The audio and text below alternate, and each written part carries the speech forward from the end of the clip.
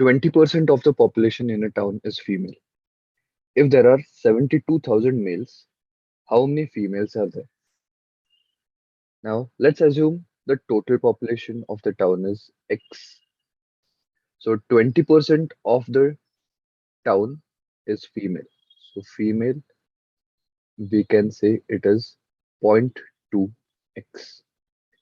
Male, it is therefore x minus 0.2x, that is 0.8x. So we have assumed the total population as x. We got female population as 0.2x, male population as 0.8x. Now it is mentioned here that there are 72,000 males. Okay, so we can take a simple ratio as well. So 0.8x upon 0.2x.